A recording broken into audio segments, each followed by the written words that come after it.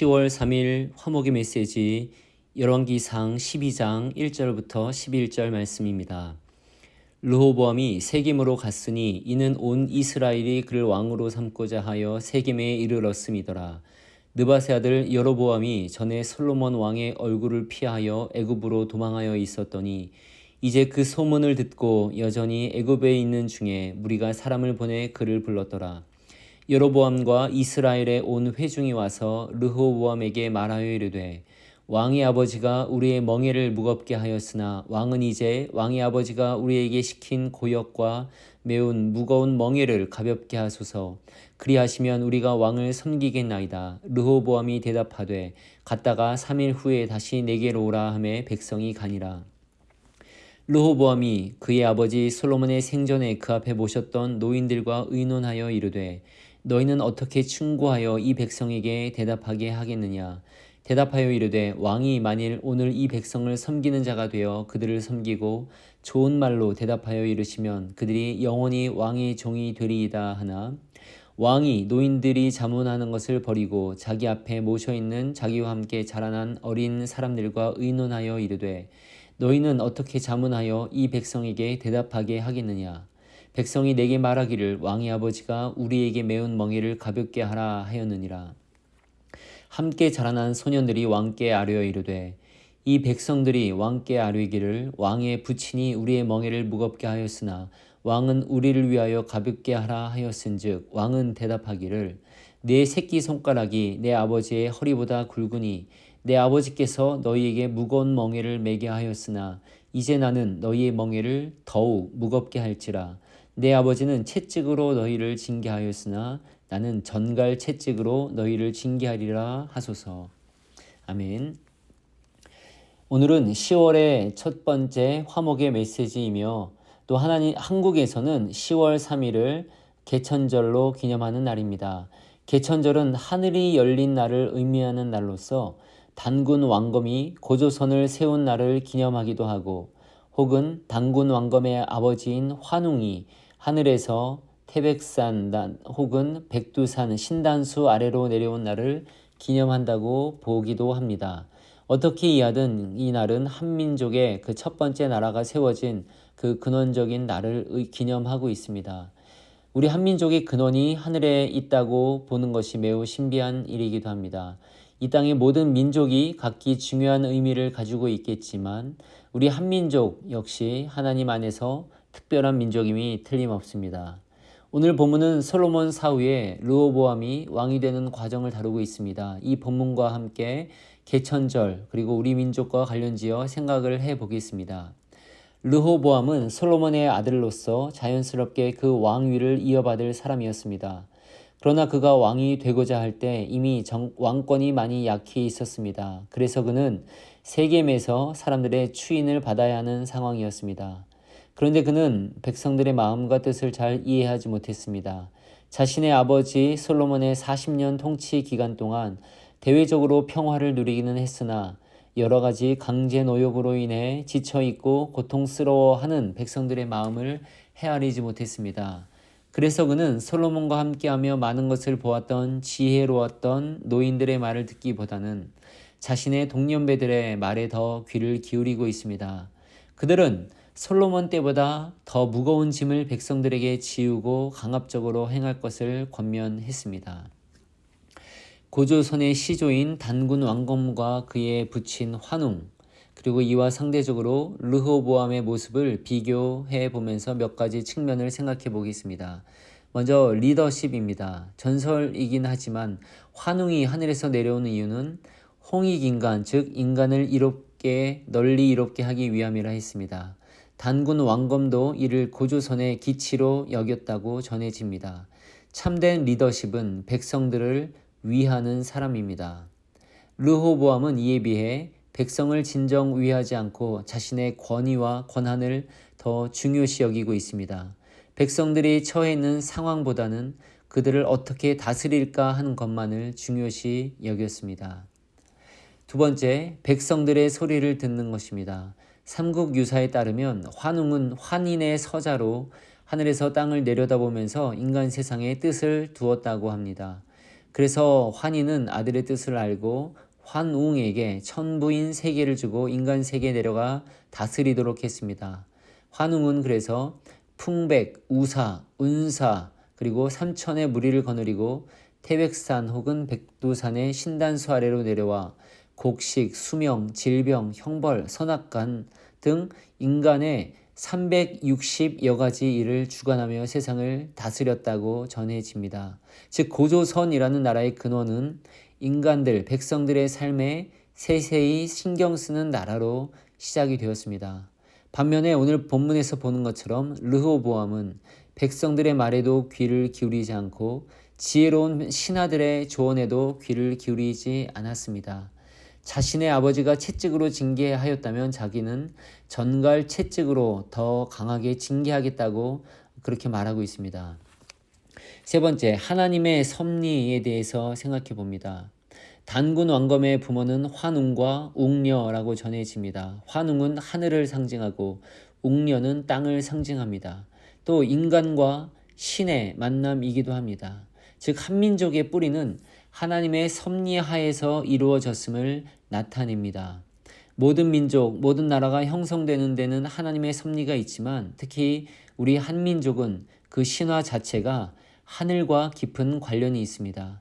창조 설화부터 이렇게 하나님과 깊이 관련이 있는 나라는 많지 않습니다.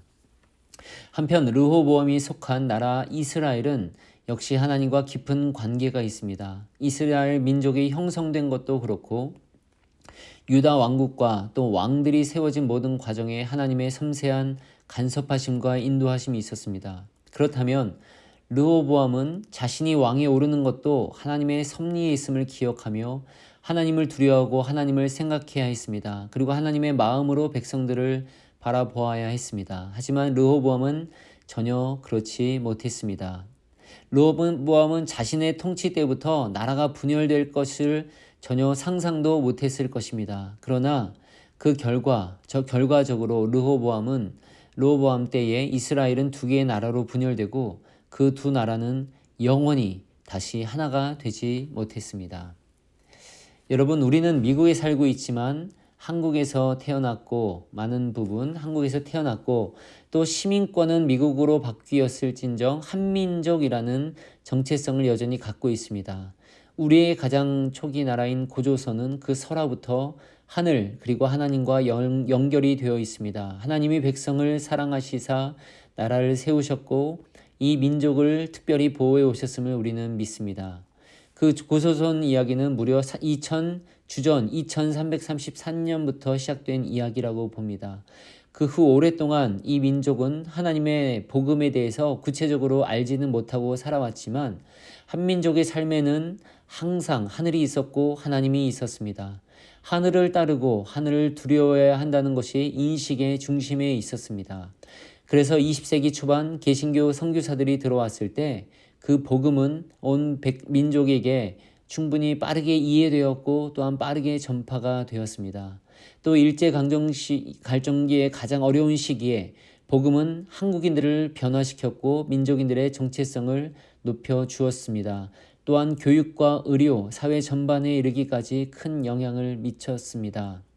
또한 복음은 6.25 한국전쟁으로 인한 상흔과 가난의 고통에 있던 한민족을 붙들어 주었습니다. 또한 나아가서 복음은 대한민국이 놀라운 경제 번영을 이루는 데도 큰 영향을 주었습니다. 한국인들은 새벽부터 기도에 힘썼으며 또한 열심히 일했습니다. 결과적으로 한국교회는 전 세계에서 어느 곳에서도 볼 수 없는 큰 부흥을 경험했습니다. 그리고 지금도 한국은 현재 전 세계에서 두 번째로 선교사를 많이 파송하는 나라가 되었습니다. 또한 세계 10위권 이내의 경제 강국이 되었습니다. 이 모든 것은 하나님의 역사하심과 은혜라고 할 수 있습니다. 오늘은 개천절입니다. 비록 우리가 미국에 살고 있지만 한국과 한국인들을 사랑하는 마음은 여전하실 줄 압니다. 이제 우리 민족이 다시금 복음 안에서 일어날 수 있도록 기도해야 하겠습니다. 또한 나라의 리더십을 위해서 기도해야 하겠습니다.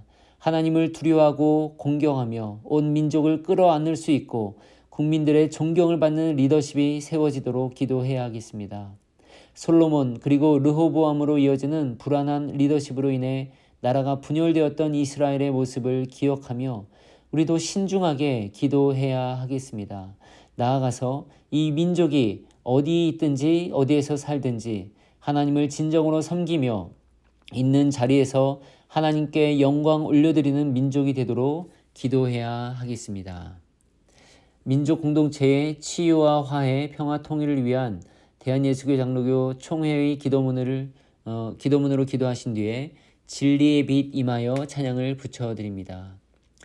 평화의 하나님, 20세기의 한민족은 커다란 순환을 겪었습니다. 식민지 백성이 되어 어린 소녀들의 꿈이 짓밟히는 아픔도 있었습니다. 남북이 분단되는 동족 상잔의 참극도 겪었습니다. 하나님, 이제는 한민족이 사랑과 평화의 새로운 미래를 개척하게 하옵소서. 우리 후손들에게 사랑과 평화의 역사를 물려주게 하옵소서. 저희로 하여금 눈물을 물같이 흘렸던 예레미야의 마음을 지니게 하옵소서. 한국교회가 마음과 손을 아울러 하늘에 계신 하나님께 들고 나아가게 하옵소서. 스스로 행위를 조사하고 여호와께 돌아가는 믿음의 교회가 되게 하옵소서. 새 시대를 준비하는 교회가 되게 하옵소서. 한국교회가 새롭게 일어나 미래를 준비하는 하나님의 교회가 되게 하옵소서. 우리 주 예수 그리스도의 십자가 외에는 결코 자랑하지 않는 겸허한 교회 공동체 되게 하옵소서. 하나님의 음성에 귀를 기울이는 교회가 되어 한반도의 미래 준비에 헌신하게 하옵소서. 예수 그리스도의 이름으로 기도합니다. 아멘.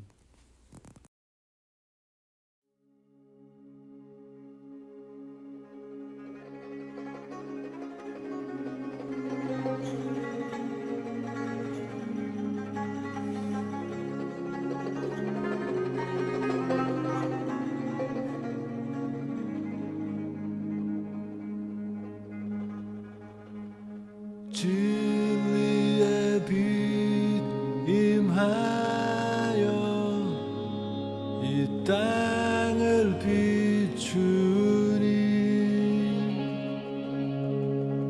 이 민족이 하나 되어 열방을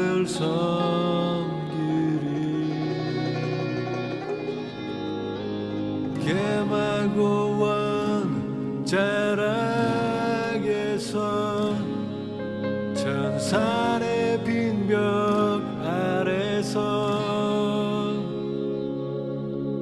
아라라새 기슭에서 이웃을